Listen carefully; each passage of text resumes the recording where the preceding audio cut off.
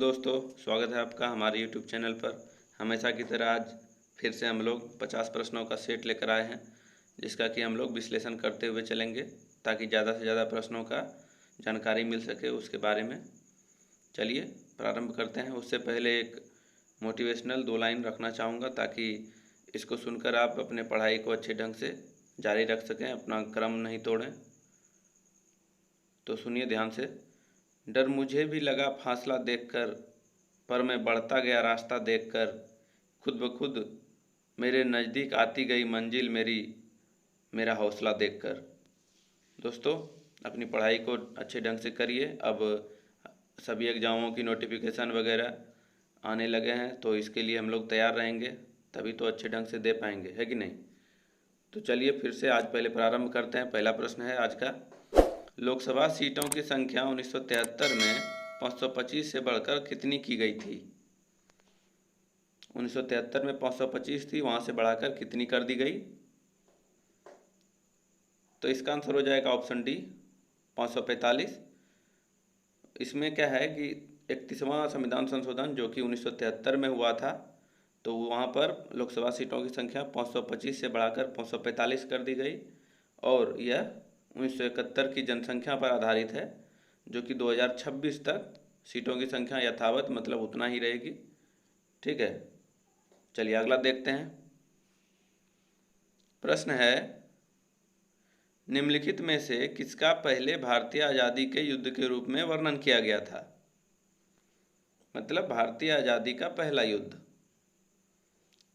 तो इसका आंसर हो जाएगा ऑप्शन बी, 1857 का विद्रोह, जिसको कि पहला स्वतंत्रता संग्राम कहा था बी डी सावरकर ने, आप जानते होंगे।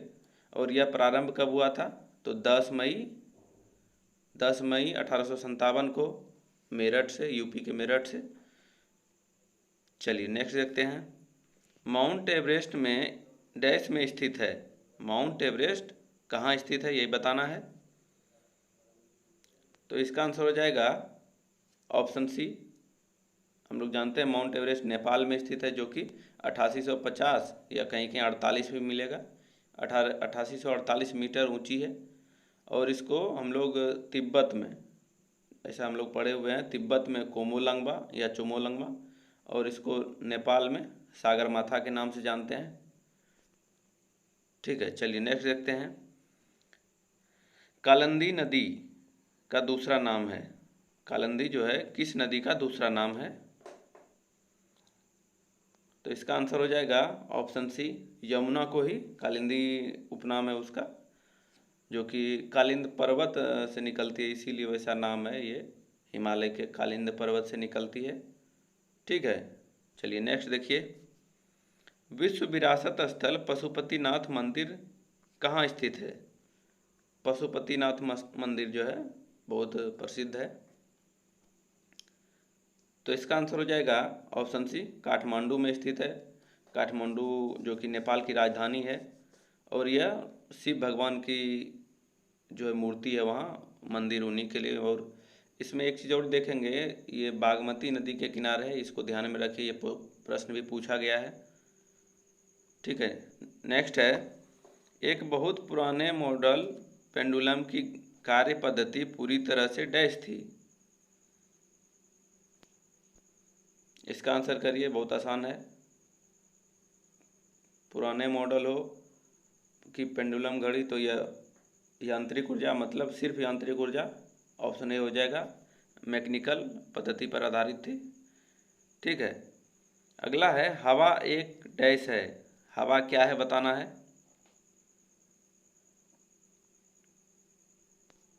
तो हम लोग जानते हैं हवा मिश्रण है, लेकिन मिश्रण का यहाँ पर सभी चारों ऑप्शन मिश्रण से ही संबंधित है, यहाँ पर क्लियर करना पड़ेगा। शुद्ध मिश्रण इसलिए नहीं होगा क्योंकि यह निश्चित अनुपात में नहीं दिया गया है। तो इसके हिसाब से आंसर हो जाएगा दोनों तत्वों और यौगिकों, मतलब तत्व और यौगिक दोनों का मिश्रण है, ऑप्शन डी। देखिए यहाँ पर मिस्टेक करने का चांस था, उसको क्लियर कर लीजिए, है ना। अगला देखिए, मुगल सम्राट हुमायूं का मकबरा डैश में है। मुगल सम्राट हुमायूं का मकबरा डैश में है। तो इसका आंसर हो जाएगा ऑप्शन बी, दिल्ली में स्थित है, नई दिल्ली में, जो कि हुमायूं की विधवा पत्नी, मतलब जब ये इसकी मृत्यु हो गई थी तो हमीदा बानो बेगम ने बनवाया था, जो कि चार बाग शैली पर आधारित है। जिसके बाद कि ताजमहल का जो है इसी को देखते हुए ताजमहल का रूपरेखा तैयार किया गया था। ठीक है। और एक चीज़ इसमें ध्यान में रखिए कि हुमायूं का मकबरा विश्व विरासत स्थल में शामिल किया गया है 1993 ईस्वी में, यूनेस्को की विश्व विरासत स्थल में। नेक्स्ट है घूमर। घूमर डैश का लोकप्रिय नृत्य है। घूमर हम लोग इसको बहुत अच्छे से जानते हैं। यह एक राजस्थान का लोकप्रिय नृत्य है, जिसको कि आपने पद्मावत मूवी में देखा होगा, घूमर, जिसमें कि महिलाएं गोल घेरा बना करके आगे पीछे होकर के डांस करती है। नेक्स्ट है महाभारत युद्ध डैश कितने दिनों तक चला था। महाभारत युद्ध कितने दिनों तक चला था।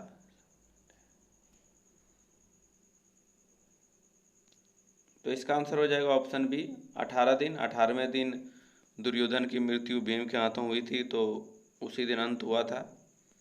नेक्स्ट है हवा में अम्ल वर्षा डैश के छोड़े जाने के कारण होती है। मतलब अम्ल वर्षा जो है किसके कारण होती है, यही बताना है। इसका आंसर हो जाएगा ऑप्शन बी सल्फर डाइऑक्साइड और नाइट्रोजन ऑक्साइड। ऑप्शन बी हो जाएगा। इसमें क्या होता है कि इस दोनों के कारण जल के साथ यह क्रिया करती है और नाइट्रिक अम्ल और सल्फर मतलब गंधक जो कि तेजाब बन जाता है, जिसके कारण वर्षा जो है अम्लीय हो जाती है। नेक्स्ट है to kill a mockingbird. To kill a mockingbird के लेखक कौन हैं। ये उपन्यास है जो कि हार्पर ली द्वारा लिखा गया। यह जो है महिला अमेरिकी उपन्यासकार थी। नेक्स्ट है सबसे उष्म ग्रह कौन सा है। उष्म है मतलब गर्म ग्रह कौन सा है। तो इसका आंसर हो जाएगा ऑप्शन बी। यहाँ पर देखिए, थोड़ा सा देखेंगे हम लोग इसका डिटेल। उष्म ग्रह तो जब हम जानते हैं कि सूर्य के सर्वाधिक नज़दीक ग्रह बुध है, ठीक है, तो बुध ग्रह क्यों नहीं है गर्म सबसे। इसका एक कारण यह भी है कि सबसे नज़दीक होने के कारण सूर्य की सबसे ज़्यादा ताप इस पर पड़ता है, उसके कारण इसका वायुमंडल नष्ट हो जाता है बहुत ज़्यादा नज़दीक होने के कारण। उसके बाद शुक्र है। उसके बाद शुक्र होने के कारण शुक्र में उसका वायुमंडल में सबसे ज़्यादा CO2 पाया जाता है, और CO2 क्या करती है कि सबसे ज़्यादा सूर्य की जो ताप है उसका अवशोषण करता है, जिसके कारण कि शुक्र ग्रह सबसे गर्म हो जाता है। नेक्स्ट देखिए, दिल्ली सल्तनत की एकमात्र महिला शासिका कौन थी। बहुत ही कॉमन क्वेश्चन है दोस्त। तो इसका आंसर हो जाएगा ऑप्शन सी रजिया सुल्तान, जो कि इल्तुतमिश की पुत्री थी, और यह 1236 ईस्वी से 1240 तक 4 साल ही इन्होंने शासन किया। इल्तुतमिश की मृत्यु के बाद उसका पुत्र जो था रुकनुद्दीन फिरोज, जो कि एक अयोग्य शासक हुआ, उसके कारण से रजिया सुल्तान को बैठना पड़ा था गद्दी पे। नेक्स्ट है धौलावीरा एक पुरातात्विक स्थान किस समयावधि से जुड़ा हुआ है। इसका आंसर देखिए, आंसर बहुत ही सिंपल सा है, इसमें से आप आसानी से मार सकेंगे। गुप्त, मगध, चालुक्य, सिंधु घाटी। तो इसका आंसर हो जाएगा सिंधु घाटी, जो कि धौलावीरा जो कि गुजरात राज्य में स्थित है। ठीक है। नेक्स्ट देखिए, गोल्डन रॉक पैगोडा किस देश में है। गोल्डन रॉक पैगोडा किस देश में है। इसका आंसर हो जाएगा, देखिए इसमें क्या है, गोल्डन रॉक, जिससे कि साफ पता चल रहा है, स्वर्ण चट्टान इसको बोलते हैं गोल्डन रॉक।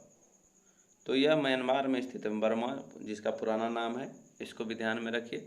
और यह बौद्ध धर्म के थेरवाद संप्रदाय से, मतलब बौद्ध धर्म का एक तीर्थ स्थल मानिए इसको, उसी से संबंधित है। अगला देखेंगे हम लोग, निम्नलिखित में से किसका अर्थ है कि कोहरा जो धुएं से मिलकर प्रदूषित हो गया।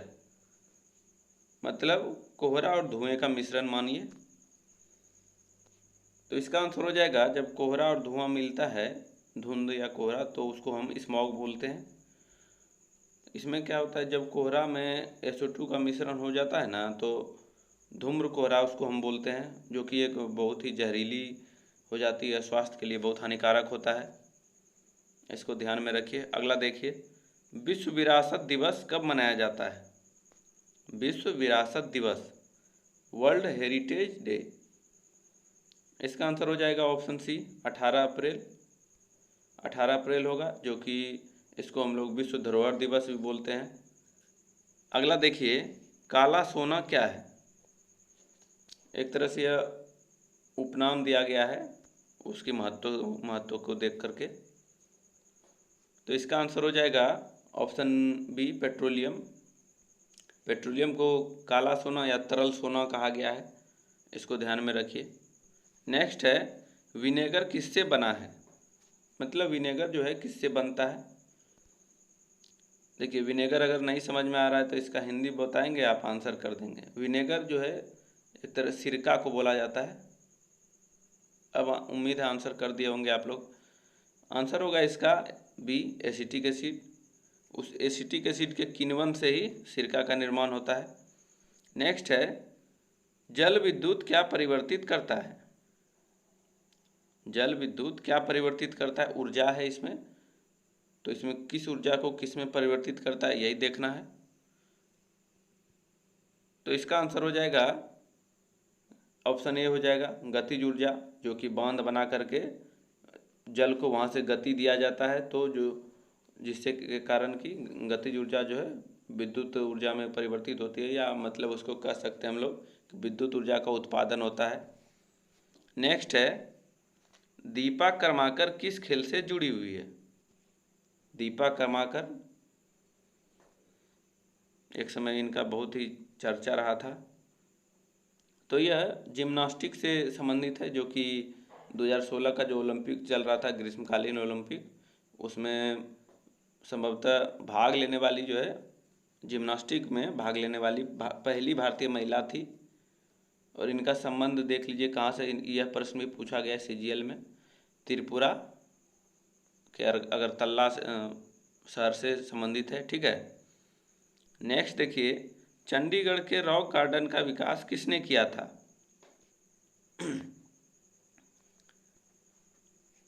तो इसका आंसर हो जाएगा ऑप्शन बी, नेकचंद। चंडीगढ़ के जो सुखना झील है, आप लोग जानते होंगे, सुखना झील जो चंडीगढ़ में, उसी के निकट ये है। और सबसे बड़ी ये रॉक गार्डन जो है, इसकी विशेषता क्या है कि यह टोटल वेस्ट से बना हुआ है। वेस्ट मतलब कचरा, प्लास्टिक हो, डब्बा हो, जिसके कारण कि इसकी जो है प्रसिद्धि ज़्यादा है। नेक्स्ट देखिए, ऊँटों द्वारा की जाने वाली आवाज़ को क्या कहते हैं? ये ऊँट जैसा आवाज़ निकलता है, उसी के बारे में ज़्यादा पूछ रहा है। इसको बस ध्यान में रख लीजिए, कुछ विशेष नहीं है इसमें। ये गुड़गुड़ाहट उसको, उसके आवाज़ का एक तरीका है। नेक्स्ट है, सबसे जहरीली मछली कौन सी है?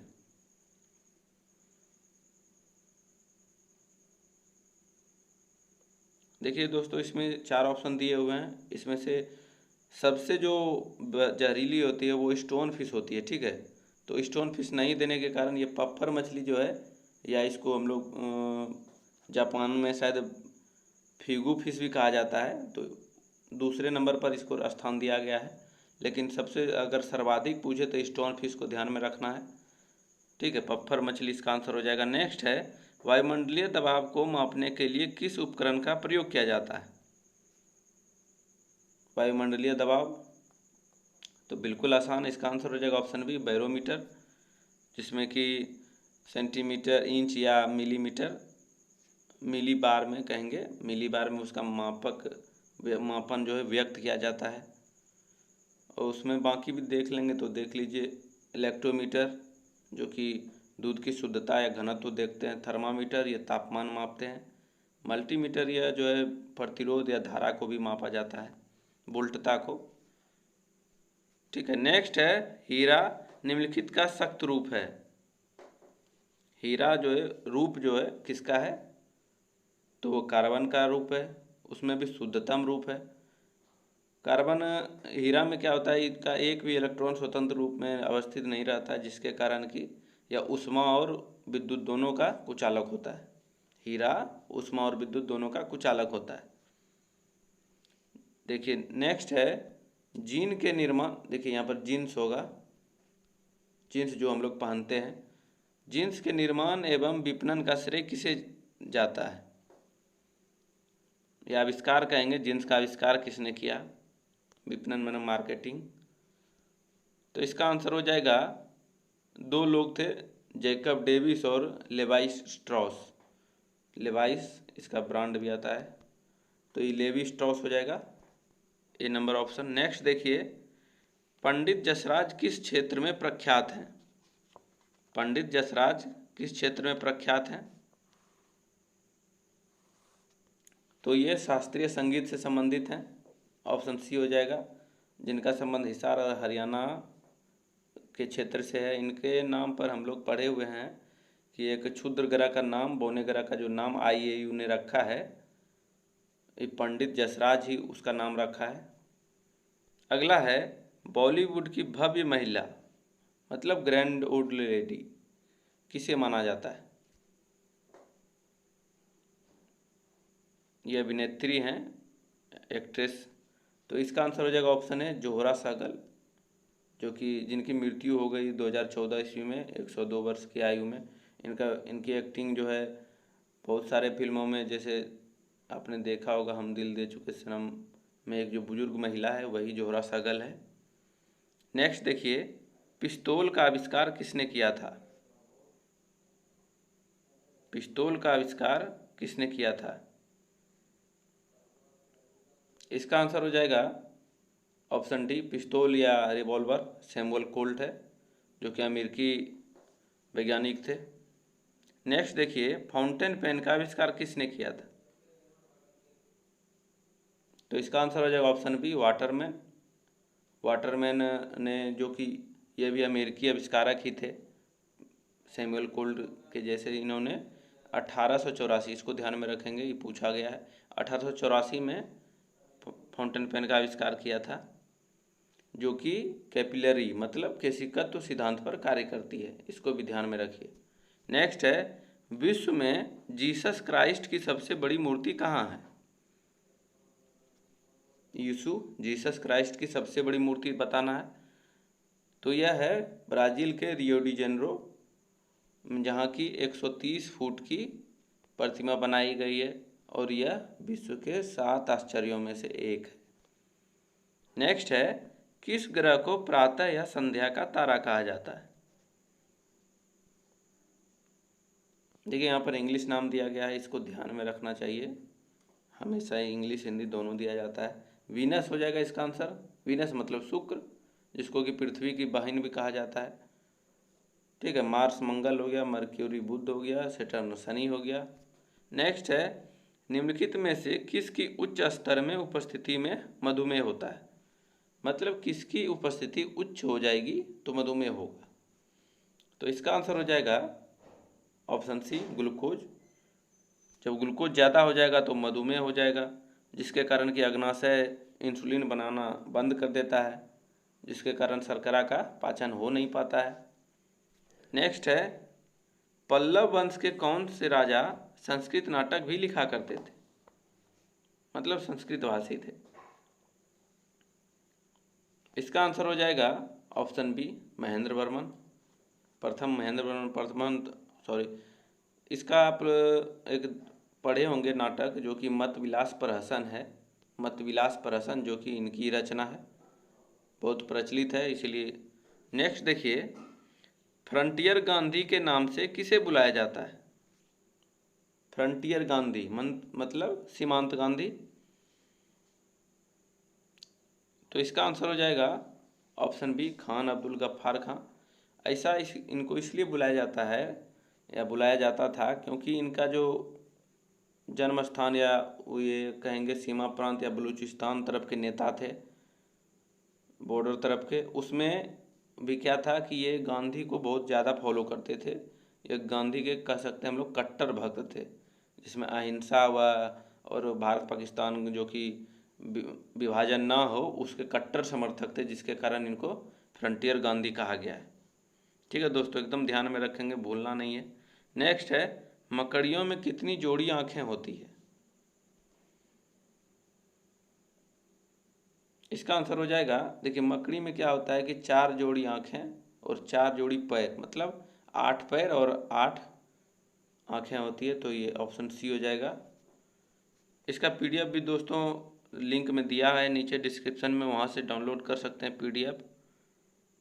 और टेलीग्राम चैनल भी है जहाँ पर कि हर प्रकार के मटेरियल उपलब्ध कराए जाते हैं, आपको लिंक दिया हुआ है नीचे, वहाँ से जुड़ सकते हैं। नेक्स्ट है, बल की एसआई यूनिट क्या है? तो बल की एसआई यूनिट हम लोग जानते हैं कि बल की परिभाषा न्यूटन के प्रथम नियम से मिलती है, जिसके कारण कि एसआई मात्रक भी न्यूटन उन्हीं के नाम पर रखा गया है। नेक्स्ट है, न्यूक्लियस में डैश परमाणु क्रमांक को दर्शाता है, मतलब परमाणु संख्या इसको दर्शाता है। तो इसका आंसर सामान्य सा है दोस्तों, इसका आंसर हो जाएगा ऑप्शन ए, प्रोटॉनों की संख्या को परमाणु संख्या कहते हैं हम लोग। नेक्स्ट देखिए, निम्नलिखित में से किस नदी का उद्गम स्थल तिब्बत में है? उद्गम स्थल तिब्बत, तो इसका आंसर हो जाएगा ऑप्शन सी, ब्रह्मपुत्रा, जो कि तिब्बत के मानसरोवर झील से निकलती है। सिंधु नदी का उद्गम स्थल भी वही है। तो यह जो है तिब्बत से निकल करके भारत के अरुणाचल प्रदेश से होकर के बांग्लादेश से होकर के जो है बंगाल की खाड़ी में गिरती है। नेक्स्ट है, उष्णता हीट से संबंधित भौतिक विज्ञान की शाखा को क्या कहते हैं? मतलब हीट ताप से संबंधित। तो जैसा कि ऑप्शन के हिसाब से हम लोग देखेंगे, ज़्यादातर जिस क्वेश्चन का आंसर नहीं जानिए उसका ऑप्शन के हिसाब से मारने का प्रयास करिए, ताकि बाकी 3 अलग हो जाए, एक बच जाए। हम लोग अब मैथ का क्लास भी दोस्तों स्टार्ट होगा, हर प्रकार के नोट्स उपलब्ध होंगे। आपका जो नीचे जो टेलीग्राम चैनल दिया है उसमें जुड़िए, आपको न्यूज़पेपर हिंदी इंग्लिश चाहे जैसा भी चाहिए उससे संबंधित हर एक मटेरियल उपलब्ध कराए जाते हैं। तो इसका आंसर हो जाएगा ऑप्शन सी, थर्मोडायनामिक्स, जिसको हम लोग हिंदी में कहेंगे तो ऊष्मागतिकी कहा जाता है। ठीक है। नेक्स्ट है, भारत में कौन सा दिन संविधान दिवस के रूप में मनाया जाता है? संविधान दिवस, कॉन्स्टिट्यूशन डे। इसका आंसर हो जाएगा ऑप्शन ए, 26 नवंबर, क्योंकि 26 नवंबर 1949 को हमारा संविधान अंगीकृत मतलब अपनाया गया था और लागू 26 जनवरी 1950 को हुआ था। यहाँ पर थोड़ा सा कन्फ्यूजन रहता है, इसको क्लियर रखिए, हमेशा ये प्रश्न आता है। नेक्स्ट है, निम्नलिखित में से इनपुट डिवाइस कौन सा है? इनपुट डिवाइस बताना है। तो इनपुट डिवाइस जैसे कीबोर्ड, माउस, ये जॉयस्टिक, ये सब इनपुट हैं। बाकी इसमें मॉनिटर, प्रिंटर, फ्लॉपी, ये सब आउटपुट डिवाइस हैं। क्वेश्चन है, वायुमंडल के अध्ययन को क्या कहते हैं? अध्ययन के लिए आसानी के लिए इसको 2 परत में बांटा गया है दोस्तों, निचली परत और ऊपरी परत। निचली परत जो कि मौसम से संबंधित है, जिसको कि इसका पहले आंसर कर लीजिए। इसका आंसर हो जाएगा ऑप्शन बी, मौसम विज्ञान या वायुमंडल के अध्ययन को मीटीरियोलॉजी कहते हैं। जबकि ऊपरी परत के अध्ययन को वायुर्विज्ञान या एरोलॉजी बोलते हैं, इसको ध्यान में रखिए। निचली हो गया मौसम, ऊपरी हो गया वायुर्विज्ञान, एरोलॉजी। नेक्स्ट देखिए, विजयनगर साम्राज्य के पहले राजा कौन थे? तो ये बिल्कुल आसान प्रश्न है। इसमें हम लोग जानते हैं विजयनगर साम्राज्य की स्थापना 1336 ईस्वी में हरिहर एवं बुक्का 2 भाई थे जिन्होंने किया था, जिसमें कि पहले शासक के रूप में हरिहर प्रथम मतलब हरिहर बने थे, उसके बाद बुक्का थे। तो इसका आंसर हो जाएगा ऑप्शन सी। अगला है, स्वदेशी आंदोलन की औपचारिक घोषणा कब की गई थी? तो इसका आंसर हो जाएगा ऑप्शन बी हो जाएगा दोस्तों, 7 अगस्त 1905 को इसकी औपचारिक घोषणा जो है कोलकाता के टाउन हॉल से की गई थी। नेक्स्ट है, एक वयस्क मानव के शरीर में कितने लीटर खून होता है? वयस्क मानव के शरीर में खून का मात्रा बताना है। इसका आंसर हो जाएगा option C, 5 litre. 5 litre. Next है, सेकेंड लास्ट क्वेश्चन है दोस्तों, स्टेनलेस स्टील का आविष्कार किसने किया था? दोस्तों, अगर हमारे द्वारा मेहनत किया गया, वीडियो बनाया गया, अच्छे अच्छे प्रश्नों का संग्रह किया गया, अगर आपको अच्छा लगता है तो लाइक ज़रूर करें, कमेंट में बताएं आपका कितने नंबर आए, और शेयर करें दोस्तों के साथ, ताकि हम लोग जो आगे और भी अपनी योजना बना रहे हैं उसको लेकर के हम लोग और ज़्यादा पॉजिटिव हो सकें। इसका पहले आंसर कर लीजिए। आंसर हो जाएगा option C, Harry Brearley, option C हो जाएगा। नेक्स्ट देखिए, लास्ट क्वेश्चन हम लोग देखते हैं, और बाकी भी इसमें बहुत सारे वीडियो बनाए गए हैं। इसका प्रैक्टिस सेट भी फुल सेट 100 क्वेश्चन का, जिसमें मैथ वगैरह भी हैं, सब हैं उपलब्ध, आप जा कर के प्लेलिस्ट में देख सकते हैं। नेक्स्ट है, इसका आंसर कर लीजिए। 1947 में किसने सर्वप्रथम केंद्रीय बजट प्रस्तुत किया था? तो इसका आंसर हो जाएगा ऑप्शन सी, आर.के. शनमुखम शेट्टी, जिन्होंने कि 26 नवंबर 1947 को 26 नवंबर 1947 को जो है, लगभग 7.5 महीने ही उनका मतलब उस बजट का कार्यकाल मान के चलिए, 7.5 मंथ ही रहा था, जो कि उन्होंने 47-48 के बीच के लिए पेश किया था। तो इसमें थोड़ा सा और देख लीजिए कि बजट जो है, केंद्रीय बजट का प्रावधान संविधान के 112वें अनुच्छेद में है। ठीक है, तो दोस्तों पूरा वीडियो देखने के लिए धन्यवाद।